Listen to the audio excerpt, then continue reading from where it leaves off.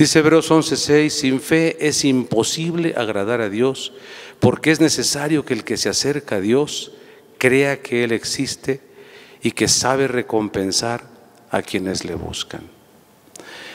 Nuestra fe no solamente puede agradar a Dios, sino puede cautivar el corazón de Dios. Y cuando logramos agradar a Dios y cautivar ese corazón de Dios, vamos a activar a nuestro favor la respuesta a nuestra oración.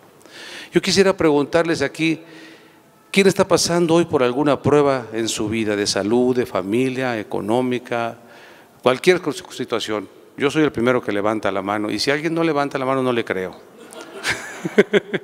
Porque la vida es una prueba constante.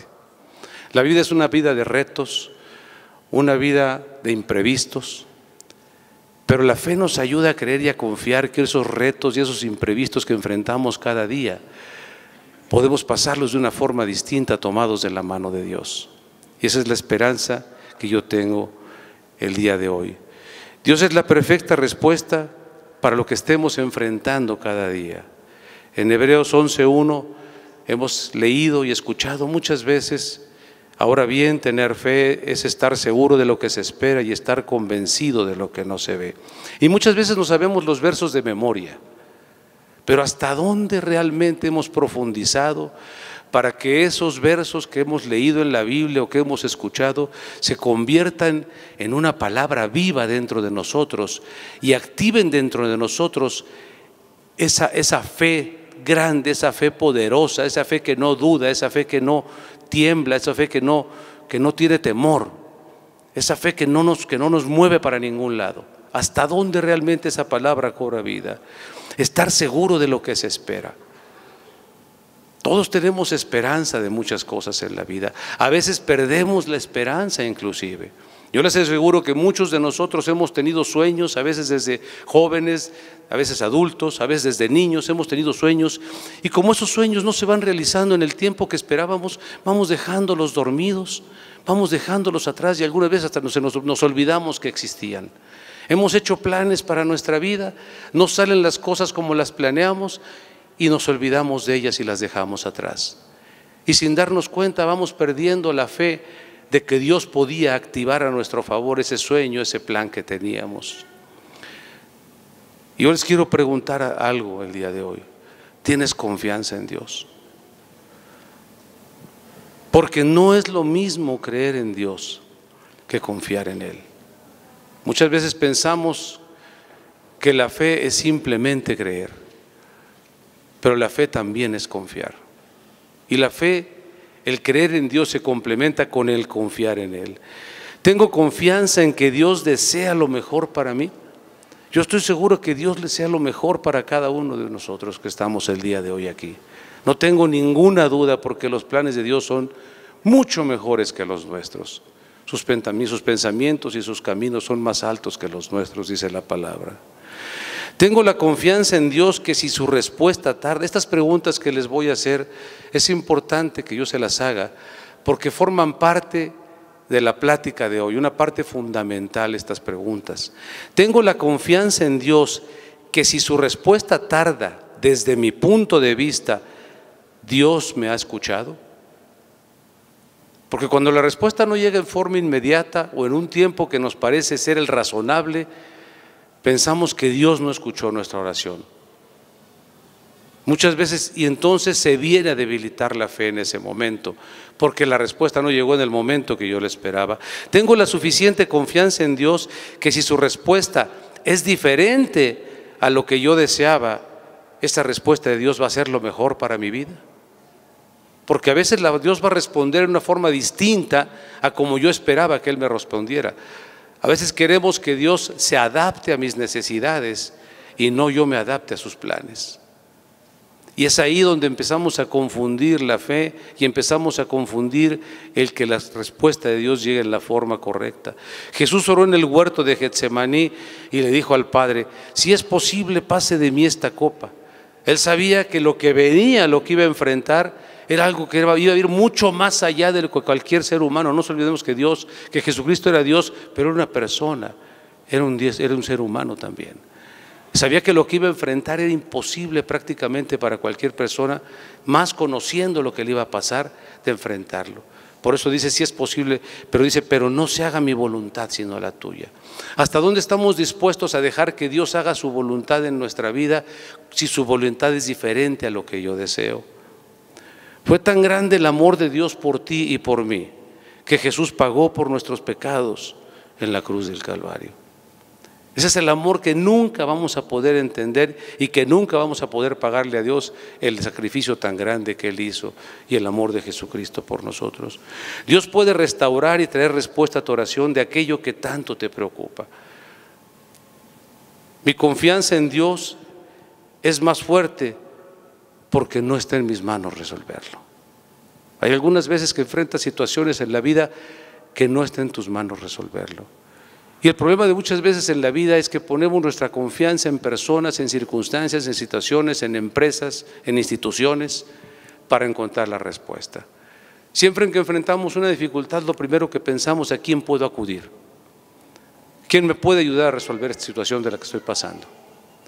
Y cuando no encontramos la respuesta a nuestro alcance, muchas veces al final llegamos, ay, ya no pude encontrar mi respuesta, ahora voy con Dios, cuando debía ser al revés. Primero voy con Dios y después Dios abrirá la puerta a la respuesta que estoy esperando. Esto significa creer en Dios, esperar en Dios y confiar en Dios. Yo les decía que se puede cautivar y hasta sorprender el corazón de Dios con nuestra actitud y nuestra manera de demostrarle a Dios nuestra fe en Él. Y ahorita vamos a ver algo. Ahorita, cuando estaba Humberto terminando la adoración, mencionó lo de la palabra que se activó cuando el centurión acudió a Jesús. Y dice la palabra de Dios en Mateo 8, del 5 al 10, y luego el verso 13, dice: al entrar Jesús en Capernaum, se le acercó un centurión y le rogó: Señor, mi criado yace en casa, paralítico y con muchos sufrimientos. Y Jesús le dijo: iré a sanarlo. El centurión le respondió: Señor, yo no soy digno de que entres a mi casa, pero una sola palabra tuya bastará para que mi criado sane. Porque yo también estoy bajo autoridad y tengo soldados bajo mis órdenes, y si a alguno le digo que vaya, va, y si a otro le digo que venga, viene.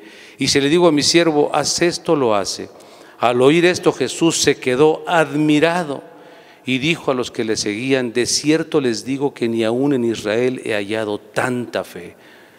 En el verso 13 dice: luego dijo Jesús al centurión: ve y que se haga contigo tal y como has creído.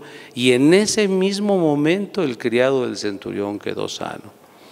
Ni aún en Israel he hallado tanta fe.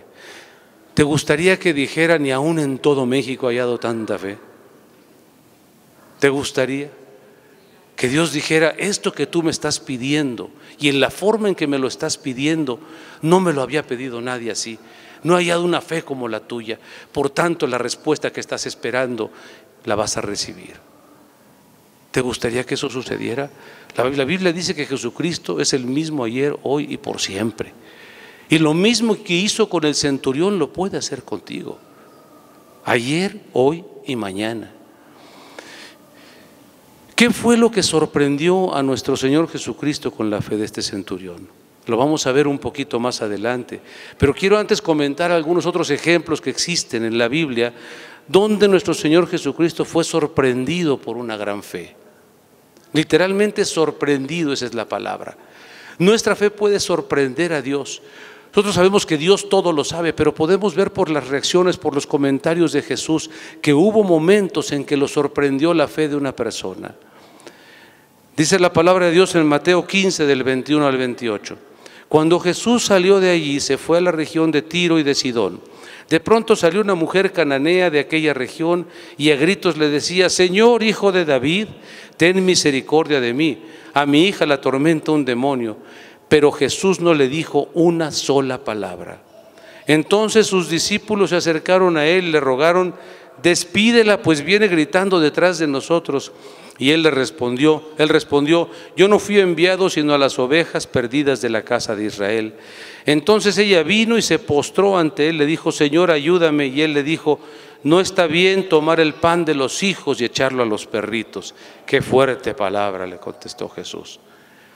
Ay, caray, si a mí me contestara algo así, yo no sé qué haría. No sé si me pondría de rodillas a llorar o qué haría. Pero fíjense la reacción de la mujer.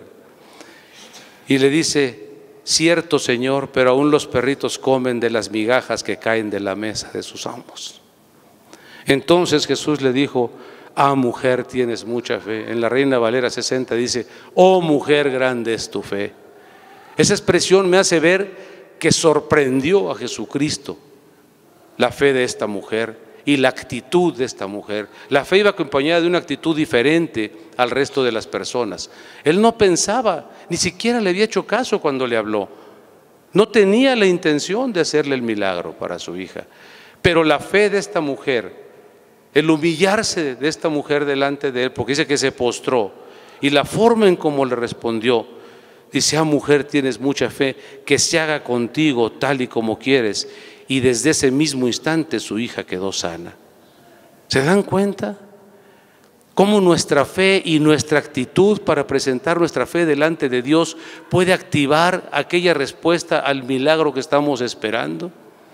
Algunas veces pensamos que las cosas no van a suceder, pero créanme algo, he sido testigo en mi vida en varias ocasiones que Dios está presente siempre, aún en los momentos en que pensamos que no hay solución para lo que estamos enfrentando.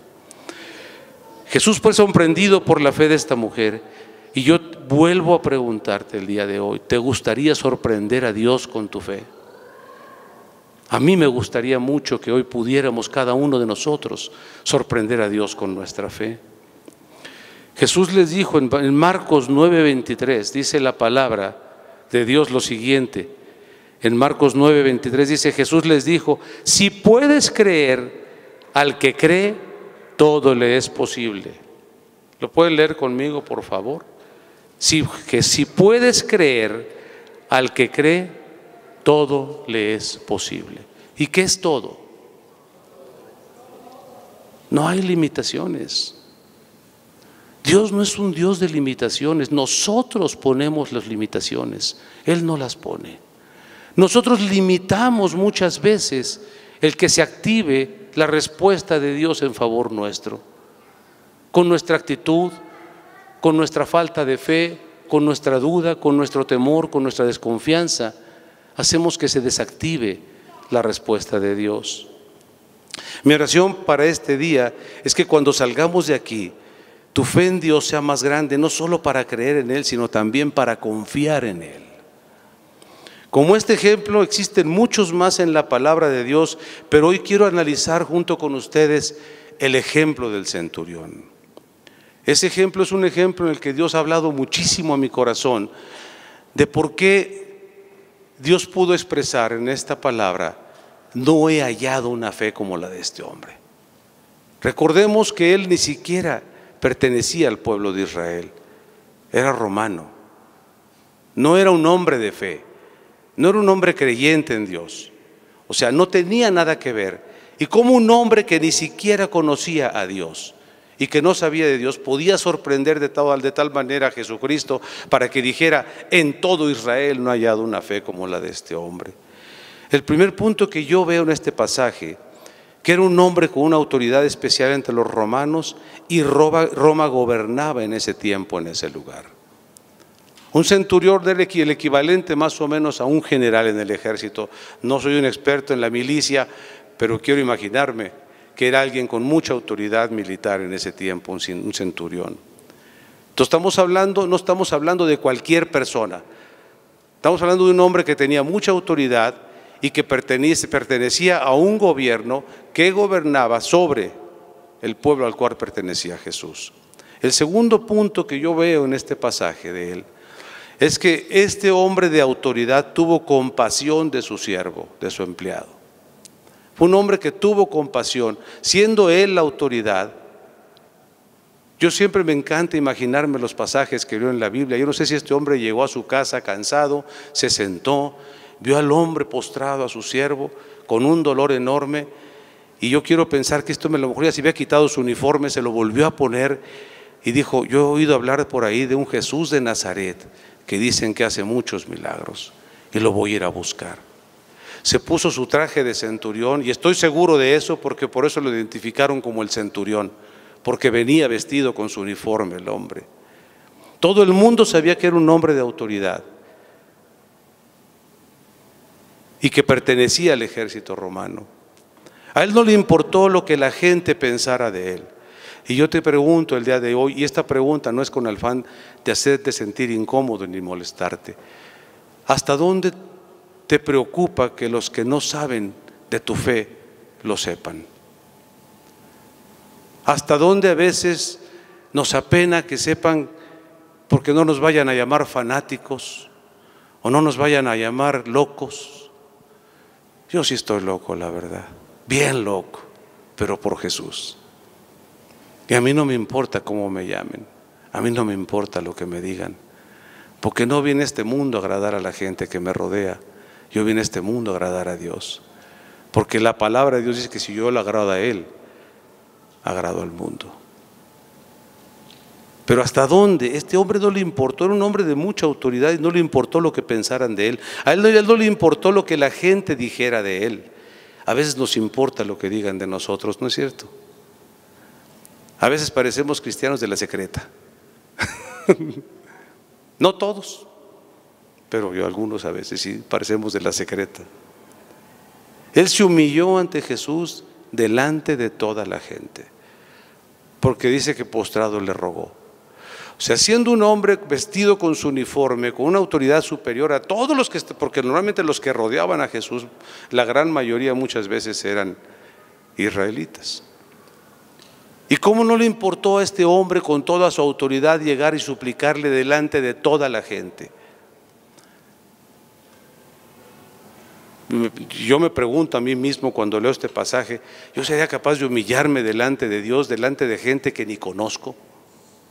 Van a pensar que estoy loco. Pero a este hombre no le importó lo que pensaran, él le rogó a Jesús, siendo un hombre de autoridad. Pero también era un hombre bajo autoridad. Él tenía jefes dentro del gobierno romano. ¿Cómo reconoció él, si no era judío, la autoridad de Jesús? Simplemente porque había escuchado de lo que Jesús hacía. Todos los que estamos aquí hemos escuchado de lo que Jesús hace. Podríamos tener la fe del centurión, porque ya sabemos, no solamente lo hemos leído en su palabra, estoy seguro que todos nosotros hemos experimentado o en nuestra propia vida o en vida de personas que nos rodean, que Dios es un Dios de milagros, que Dios es un Dios de respuestas, que Dios es un Dios que nos ama y que nos ayuda en momentos de gran necesidad. ¿Cómo supo que Jesús también estaba bajo autoridad si él no era un hombre judío? ¿Cómo supo que Jesús estaba bajo autoridad? El Padre era la autoridad a la que Jesús se sometía. Pero ¿cómo lo supo este hombre?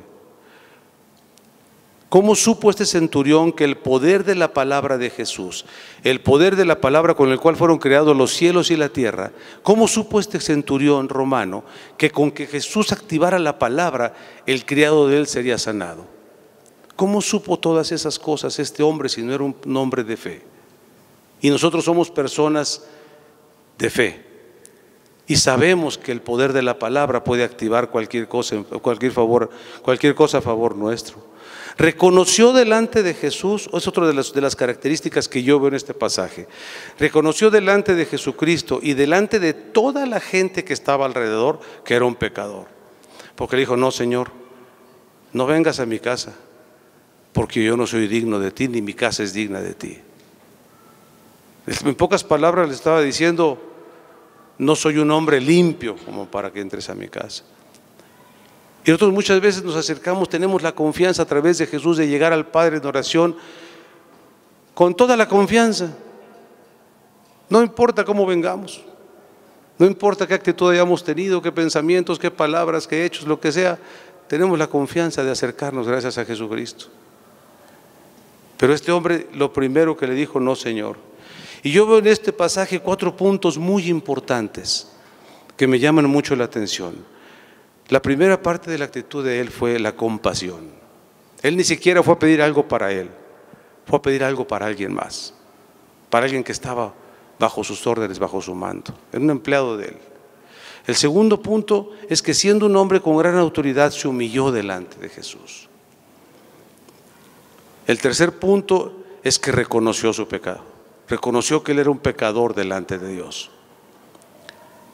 Y el cuarto punto importante que yo veo es que estaba seguro del poder de la palabra de Dios. Podremos activar todo eso en nosotros hoy. Yo les preguntaba al principio que si alguien estaba pasando por alguna necesidad.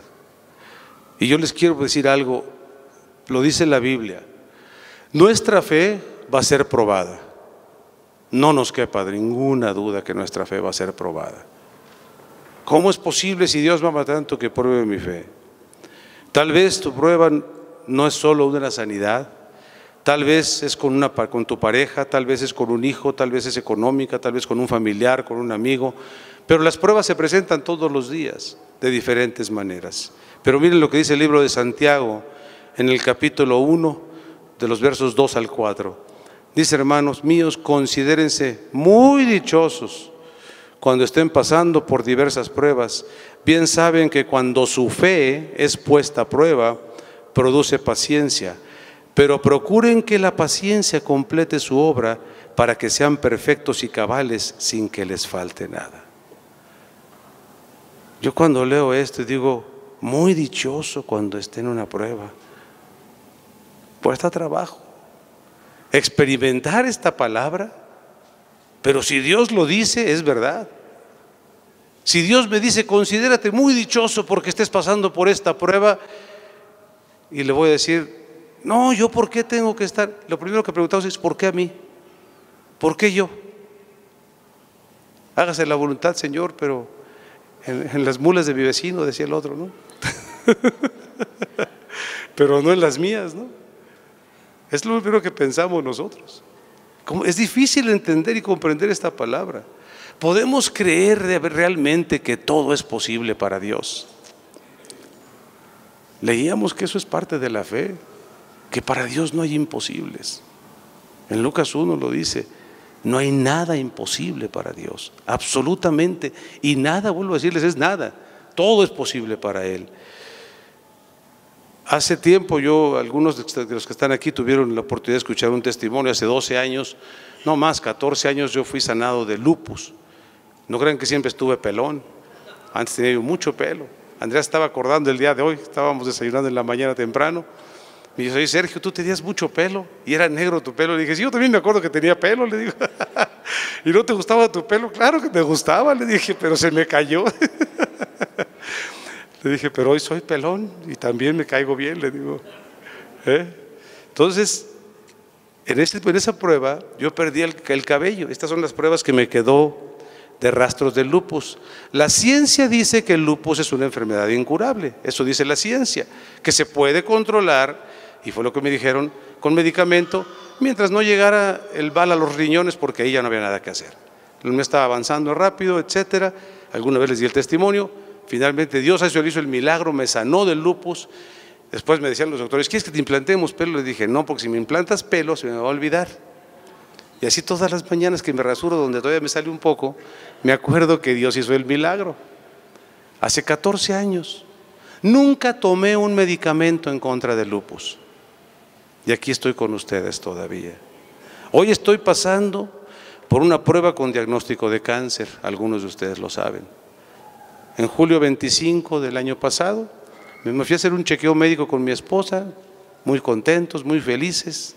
Y dije, voy a salir como siempre, como un campeón de aquí. Porque damos por hecho que estamos bien. Al día siguiente que voy por los resultados, me dicen, ¿sabe qué? Queremos hacer otra prueba porque hay algo que no se vio bien. Total, me hacen otra prueba. Llego con la tarde con la doctora interna del hospital y me dice, pues tengo algo, no le tengo buenas noticias. Tiene usted cáncer.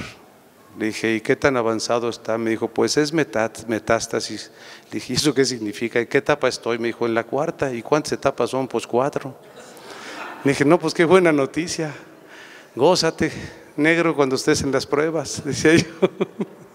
No, la verdad no dije gózate, negro, porque la verdad es impactante cuando te dan una noticia así.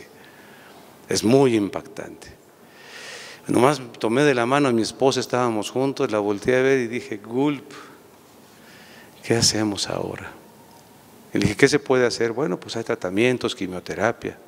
Es que tiene un tumor aquí y algunas manchitas en otro lado. Esas manchitas de otro lado resultaban ser más tumores. Había un tumor en la unión del esófago con el estómago, otro en el hígado y uno en cada pulmón. Imagínense qué bonito panorama, ¿no? Con 4 tumores de cáncer en el cuerpo. Ese fue el diagnóstico. El primer mes después del diagnóstico, la fe se puede debilitar en momentos de dificultad.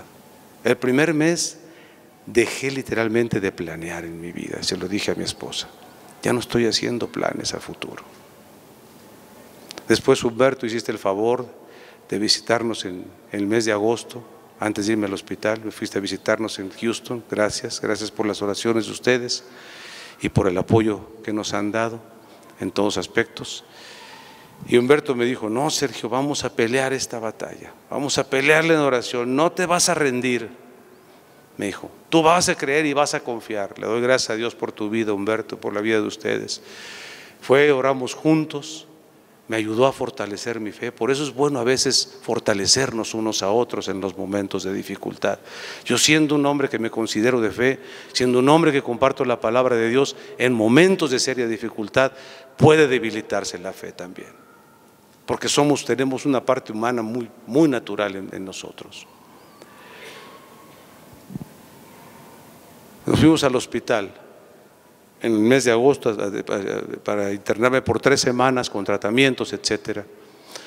Regresamos, sigo en tratamiento todavía. En diciembre volvimos a ir. Hemos estado orando, confesando mi esposa y yo una gran fe. Ahí empecé nuevamente a planear. A partir del segundo mes empecé a hacer planes a futuro nuevamente. Dije, gracias Señor que mi fe se está fortaleciendo. Empecé a planear cuando para la ciencia yo no tenía a lo mejor más que 6 meses. Hoy estamos en febrero, ya pasaron más de 6. Gracias a Dios aquí estamos todavía. Entonces empezamos a hacer planes. Regresé nuevamente en diciembre al hospital. Volvieron a hacer un examen. Los 4 tumores se habían reducido de tamaño. Dios está haciendo la obra. No le quito ningún mérito a la ciencia, porque Dios puede usar la ciencia también para sanarnos. Mi tratamiento es diferente. Y se han reducido a la mitad de tamaño los tumores, lo cual es para ellos, el mismo doctor, el director del hospital, que es un oncólogo muy famoso, dijo, esto es un milagro, me dice, porque tenías un cáncer extremadamente agresivo, Sergio. Pero bueno, vamos a seguir creyendo y confiando en Dios. Es un hombre que también, un hombre de fe. Aquí sigo en tratamiento. Regresamos el próximo mes nuevamente al hospital. Les suplico que nos apoyen en oraciones, nos sigan apoyando en sus oraciones. Pero lo que les quiero decir es que no hay nada imposible para Dios. Y no importa la circunstancia por la cual puedas tú estar pasando el día de hoy, hoy te quiero decir que nuestra fe en Dios puede mover montañas literalmente. Las montañas tienen diferente color, diferente tamaño y diferente aspecto, pero los problemas se convierten como en montañas muchas veces, y Dios mueve montañas. Si Dios responde de diferente manera que cuando me sanó del lupus, ¿me voy a enojar con Dios? Desde este momento les digo, no me voy a enojar con Dios. Siempre voy a pedir un milagro para mi vida, pero también siempre confiaré que la voluntad de Dios es buena, agradable y perfecta para mí. Estoy preparado para lo que Dios quiera. Tengo muchas ganas de vivir, amo a mi esposa, amo a mis hijos, amo a mis nietos, amo a mis amigos, a mi familia. Tengo ganas de hacer más cosas en este mundo. Tengo planes, ahí está Oscar que me conoce también, tengo planes, sigo luchando, no me rindo.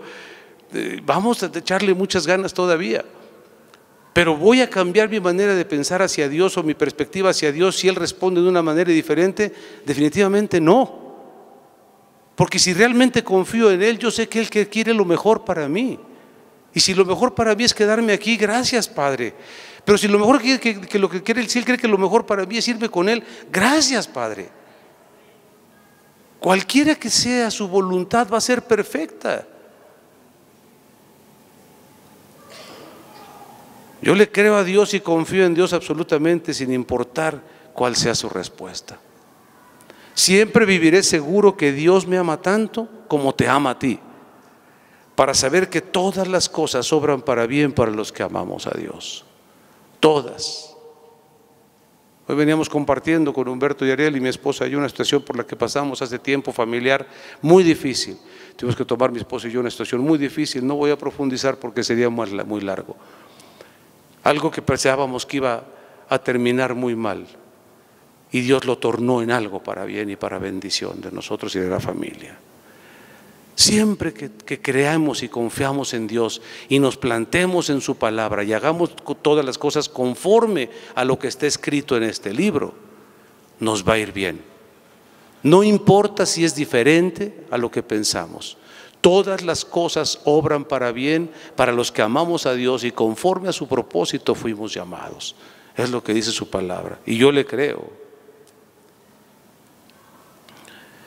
No quiere decir que me estoy dando por vencido, la expresión que yo tuve con ustedes. Yo creo y confío ciegamente que Dios me puede y me quiere sanar.